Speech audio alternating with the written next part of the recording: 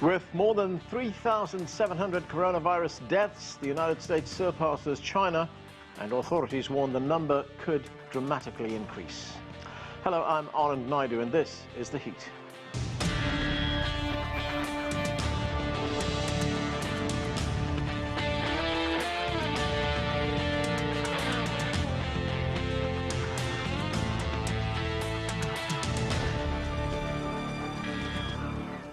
The death toll in the United States could reach 200,000, even if social distancing guidelines are followed perfectly. That's according to the White House response team. What would happen if people stayed home? What would happen if people were careful every day to wash their hands and worry about touching their faces? That what an extraordinary thing this could be if every American followed these. And it takes us to that stippled mountain that's much lower, a hill actually, down to 100 to 200,000 deaths, which is still way too much. Right now, the United States leads in the number of confirmed cases with more than 180,000 people infected. Nearly 3 out of every 4 Americans are under stay-at-home orders. For more on the situation in the United States, let's turn to Nathan King, CGTN'S White House correspondent. Nathan, the president, he's been doing every day, has held a press conference. What's the latest? It's still going on right now, and we're hearing from mainly from the health experts, and that's Dr. Deborah Birx, as you just showed there, and Dr. Anthony Fauci. I've been here a while. I can't tell you a more grim briefing than we've just been listening to now. They said, you talked about 100,000 deaths. Actually, the range is 100,000 to 240,000. That was on that graph behind Dr. Deborah Birx that we saw there. If the social distancing that people are being recommended to do actually happens. So we could even see it higher than that. And why am I saying that? Because, as you know, New York is essentially on lockdown, but there are many other states in this country that aren't necessarily going all the way. Now, basically, you could hear from both healthcare professionals saying that the time to basically stay indoors is now. And even the US president, who, let's face it, has been perhaps too optimistic, would be an understatement, is saying we're in for a very, very rough couple of weeks. Let's take a listen.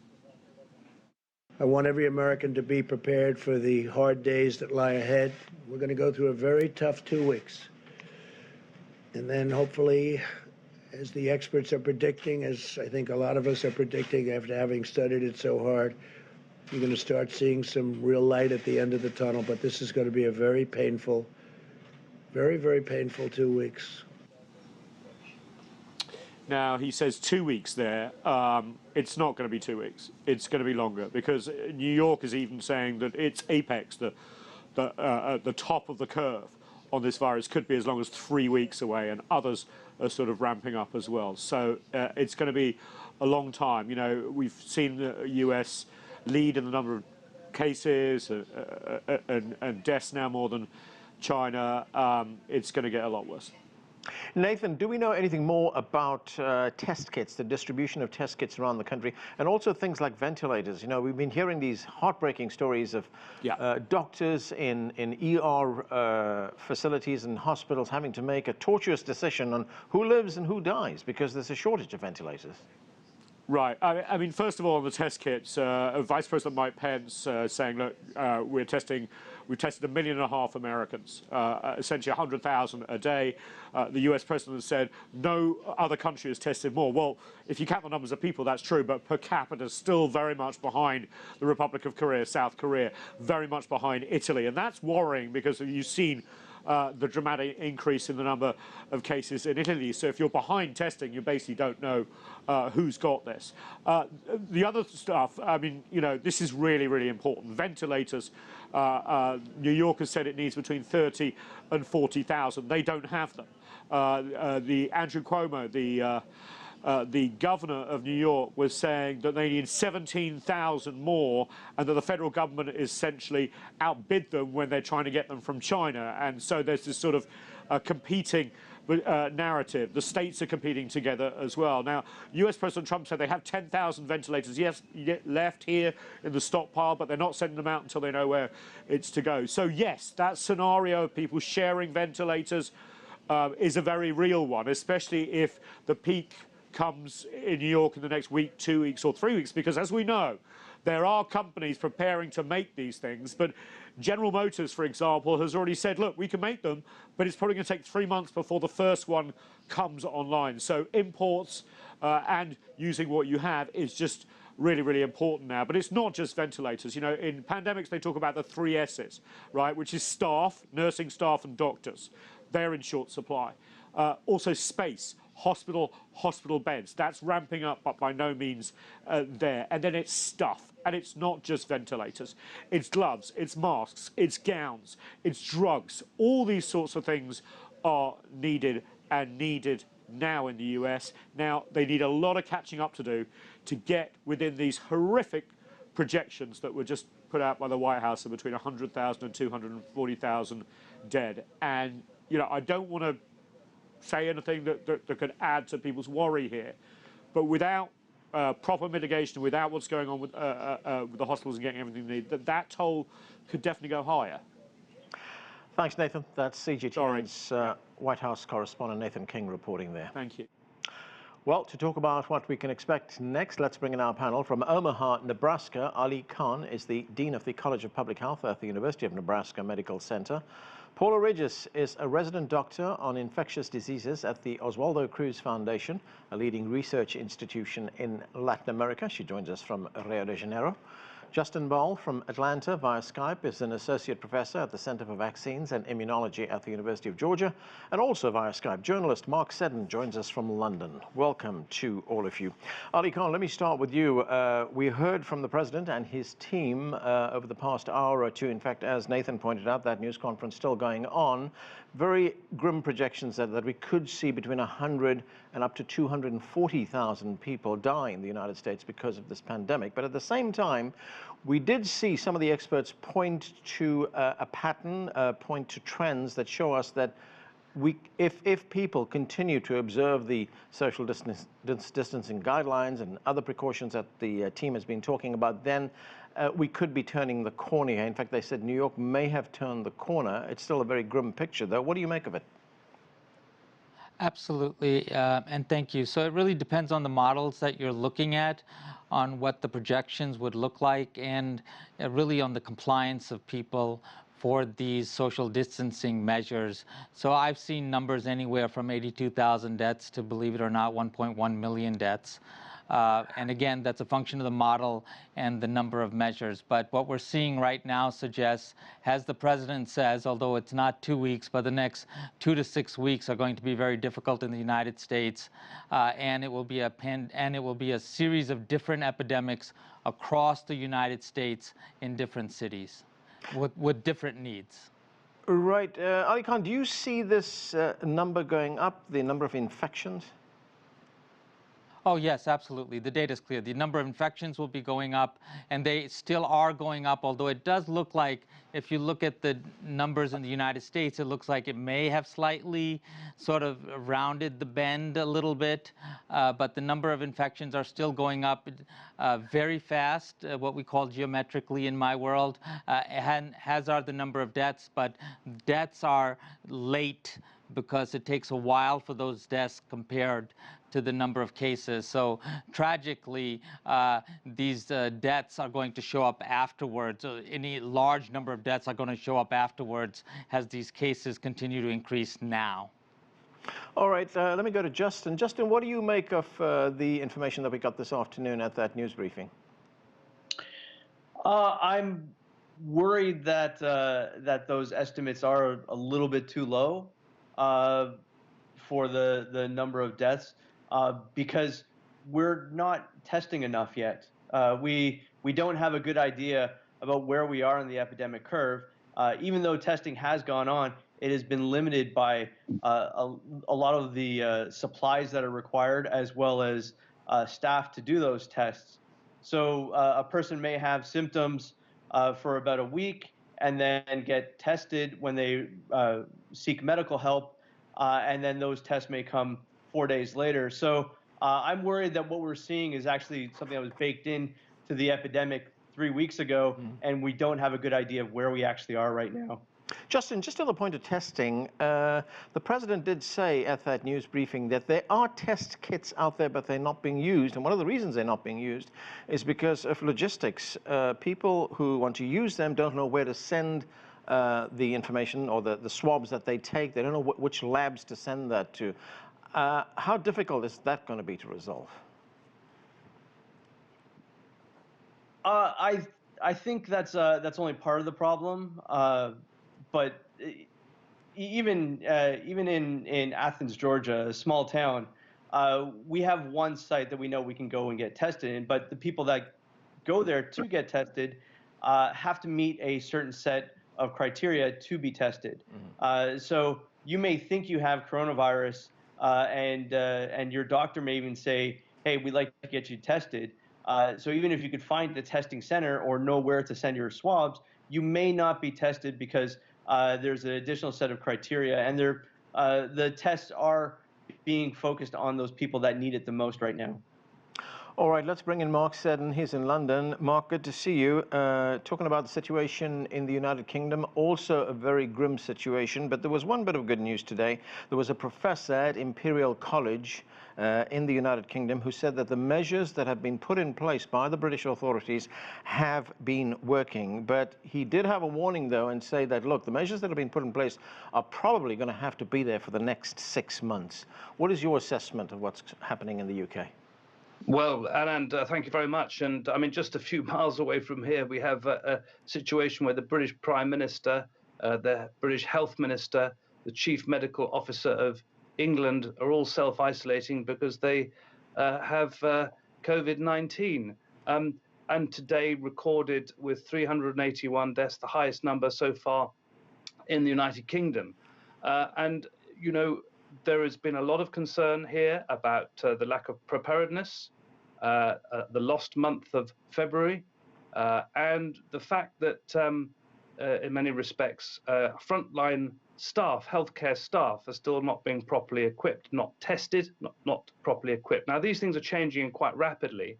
And it is fair to say that the British government a week ago moved quite strongly, having come under a degree of criticism for essentially relying on this idea of a herd immunity and effectively allowing this thing to spread so that people could build up their immune systems to it, to a much effectively a lockdown. I mean, 7 days now, most of us have been in lockdown here, and there's just opening this week a hospital in London, 4,000 beds, the Nightingale NHS hospital, similarly in Birmingham and in Manchester. We're also being told, as people are in the United States, that the next 2 weeks are absolutely crucial.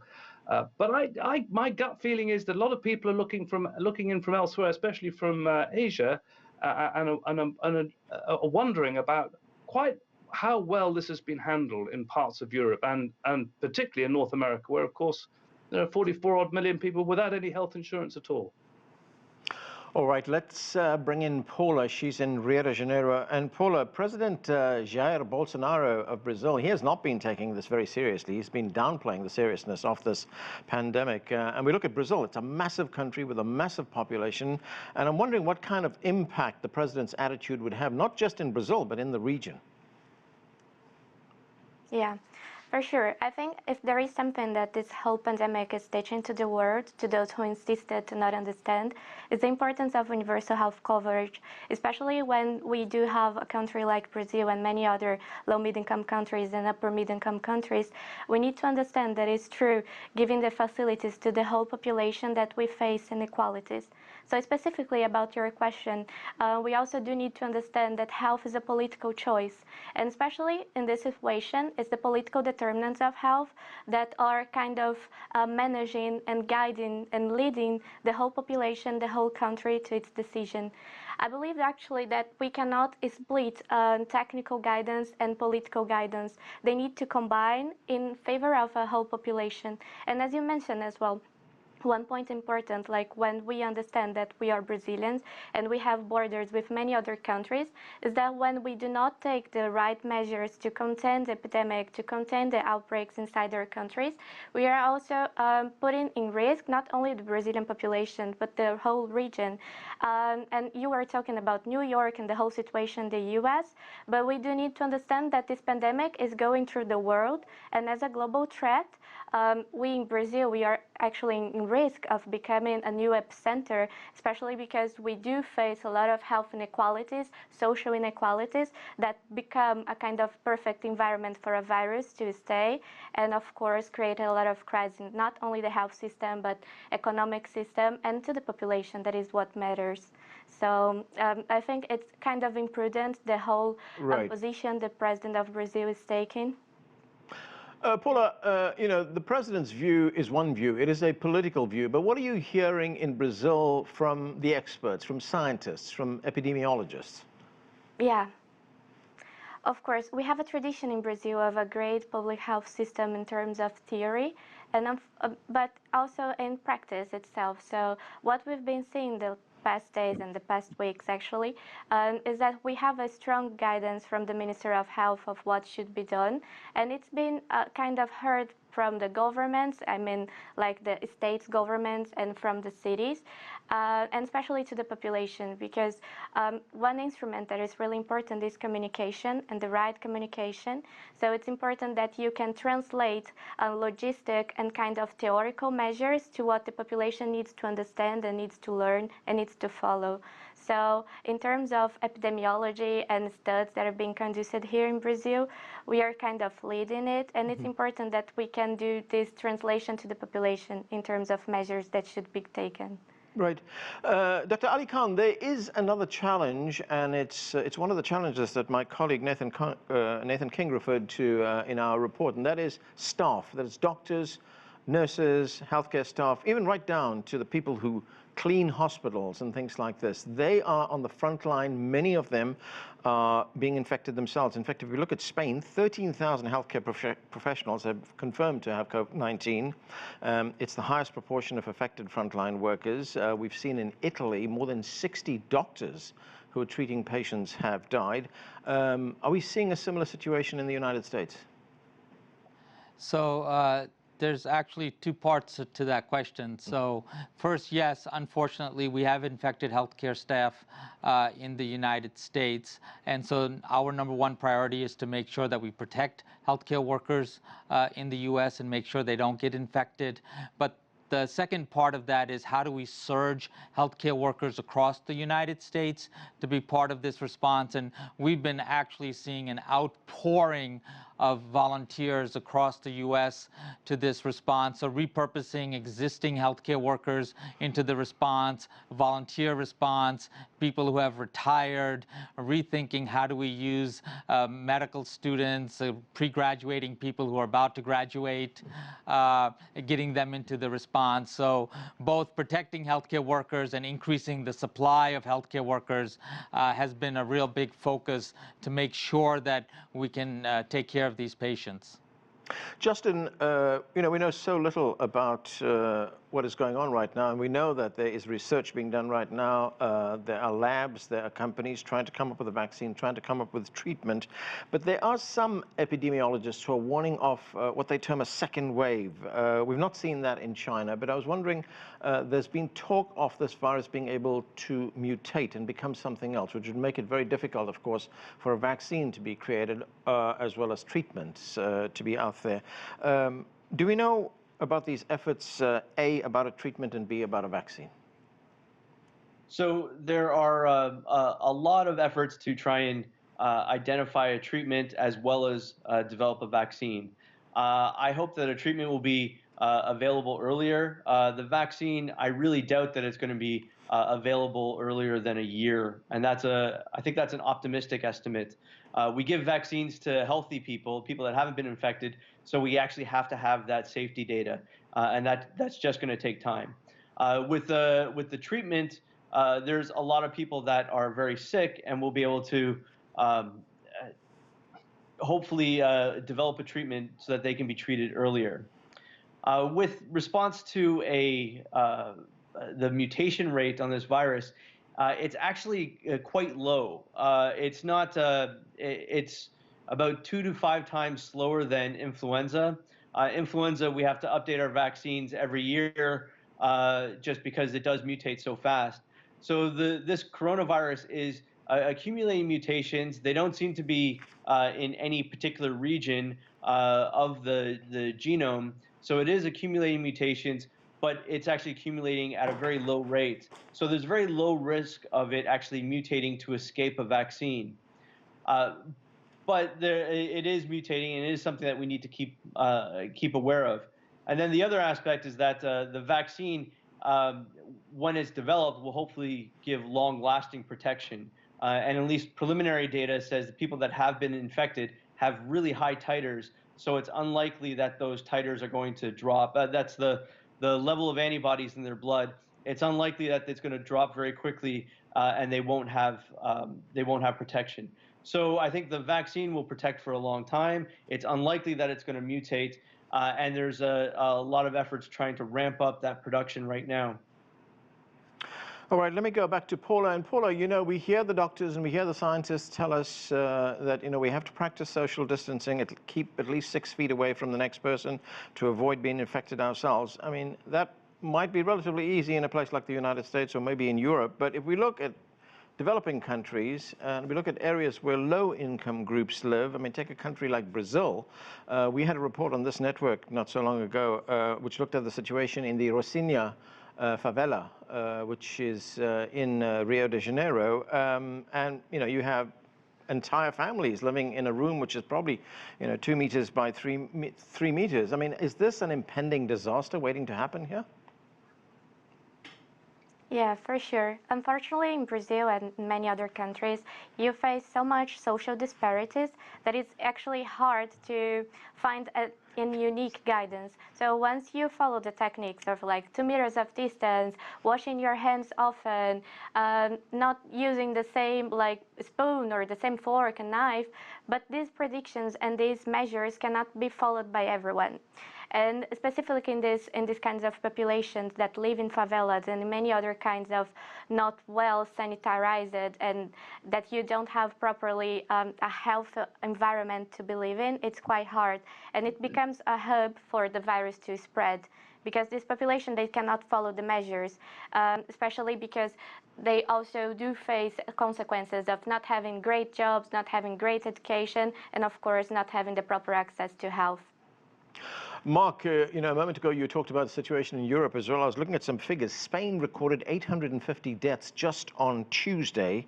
The situation in Italy, as we've seen, also remains very dire, although they have seen somewhat of a lowering of the numbers there. But in a sense, has Europe reached a peak? Well, you know, I'm not the medical expert, but of course, each and every one of us almost has to become one in order to try and understand what's happening and also to try and protect others around us, families, and the wider public. So I was quite interested. You mentioned Italy. Now, Italy apparently has the second oldest population in the world. Elderly population often stays within families, so large family groups, just as you were talking about in Brazil. There's a similar issue here in Britain, in the British Asian community, elders living at home with families. And the same, it's obviously, you know, the extremes of wealth and poverty in a country like Britain aren't as vast as they are in Brazil or in South Africa or Nigeria or wherever, but they exist. And clearly, if you are a 0-hour worker, you have to put food on the table. And if you live in crowded conditions, all of these, your life chances are going to be affected by potentially catching COVID-19. So we are seeing different statistics in Europe, and there's a debate about how some of them are arrived at. I mean, for instance, in Germany, there seems to be a much lower death rate, mortality rate than in other countries. Sweden is adopting a completely different approach altogether from other countries. I mean, there doesn't appear to be a lockdown there. So Lots of countries seem to be doing their own thing. All of them saying we're relying on science, but just leave you with this one. The World Health Organization has been absolutely clear from the outset: test, test, and test. And this seems to be the main thing that all governments have been urged to do.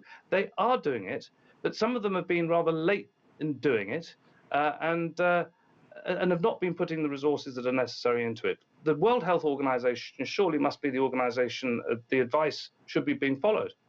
Yeah, that's right. We've seen the shortcoming of testing right here in the United States. Dr. Ali Khan, I just want to talk about a regional situation here in the United States, or in North America, really. If we look at the United States, if we look at California, for instance, or the southwestern states of Arizona and New Mexico, there are quite a high number of cases in these states. But if we go just across the border into Mexico, there's only 1,000 cases in Mexico. How does one explain that? I'm not, so I think there's a couple of different ways to explain it. So first, and number one is what is the level of testing that's occurring in these various states and in countries to give you a really good sense of how many cases there are. So it's very difficult to compare at this point unless you really know that you have sufficient testing going on in individual states and obviously in individual countries to say that you can make a comparison. Also, countries are at different places in their outbreak, so depending on when they had their first importation, and that's very clear that Asian countries are farther along in their outbreaks than European countries, which are farther along in their outbreaks than many South American countries, which are farther along in their outbreaks than many African countries. So we don't have one, yes, we have a pandemic, but we really have 180 epidemics, and within each and every country, we have anywhere from, 10 to 100 different outbreaks within each individual country. So A, it could be a testing issue. B, it could just be a function of where every country is within their outbreak. So I think that can explain regional differences within a country, and it can explain differences between countries. If I can comment on the testing thing, yes, WHO says testing, testing, testing, but it's testing, testing, testing for a purpose. And that purpose is to early identify cases and pull them out of the community so they're not infecting anybody else and quarantining contacts. So testing for a purpose. All right, and that's where we have to leave it. Thanks to all of you for being with us. And that's it for this edition of The Heat. I'm Anand Naidu in Washington, D.C. Thanks for watching.